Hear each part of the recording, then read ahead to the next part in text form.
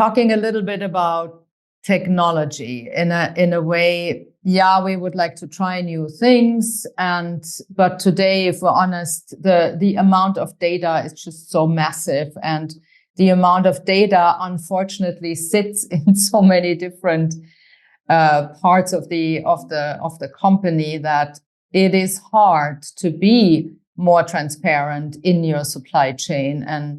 And really, I mean, if you want to do this, which I have also experienced, you can't work in an Excel chart, right?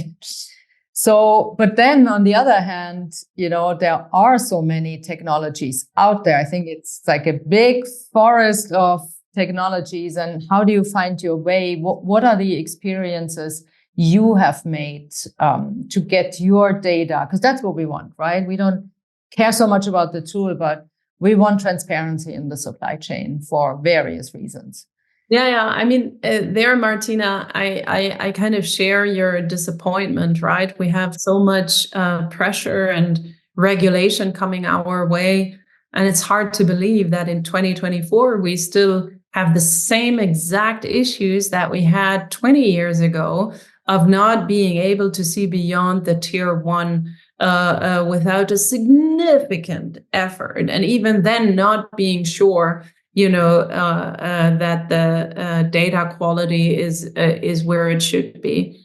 So I definitely share that frustration, and in data, that's not the only disappointment. I'm still mind blown that we haven't advanced significantly when it comes to how we onboard our suppliers, when we all share to a large degree the same hundreds of thousands of suppliers, right?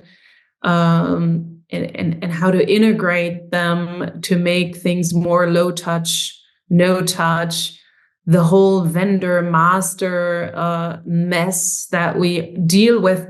The same one you still try to make a requisition in whatever purchasing system you have, and you're still confronted with having to select a commodity code, and you have no clue what commodity codes even represent or do for you when you're in the business. And in my mind, we have to reimagine this whole thing, and it hasn't been done yet. Although I will say, to your point, there's a lot of exciting stuff out there, and a lot of practitioners or techie guys who've tried to tackle aspects of the problem. But the problem is end to end.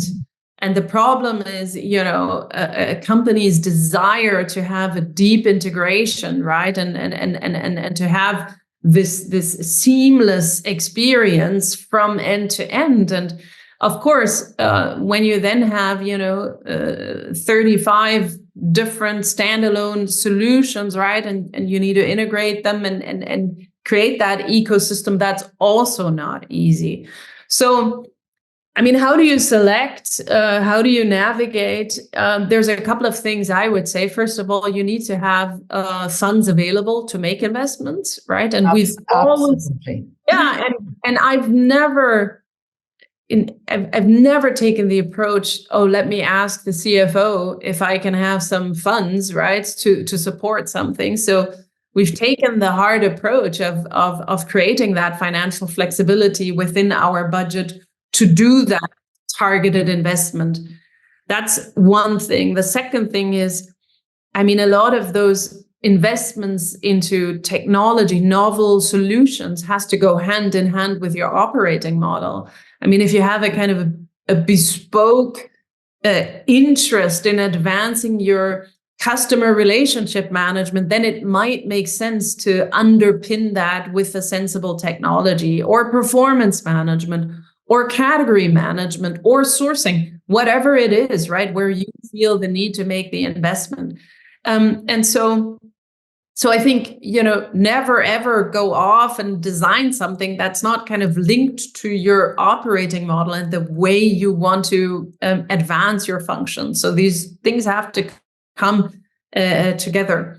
The third thing is focus, right? There's a lot of promises out there, but I think you need to focus, identify for your organization, where's the biggest bang for the buck? For us, it's right now in usability. So we're testing Gen AI, for example, for those one-off requisitioners that not often play around with our buying system, right? And that they ask the most simple questions, and they, instead of guiding them to 15 training manuals that have 3 pages or 4 pages of text, or letting them watch a YouTube video or this or that, if they can just add a simple question into like the ChatGPT type function, and they like that, get the guidance of the 3-4 steps they need to do. That's usability. That's proper guidance that drives the adoption to the right buying channels. And so this for us is a proper use case that we're evaluating. Or maybe we've looked at the search capabilities. We all love catalogs because of the low touch, no touch.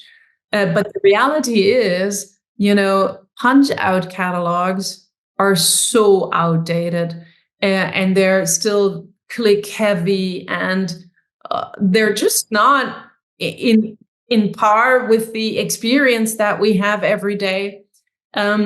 So we have a marketplace solution on the research side for our scientists that has a lovely search capability. It's really exciting.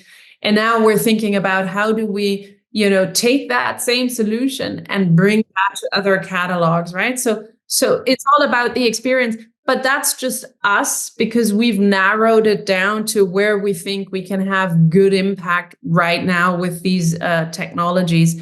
So just those recommendations for me: make the funds available, link it to the operating model, and make sure you narrow the focus for where you believe the biggest value lies, and experiment with it.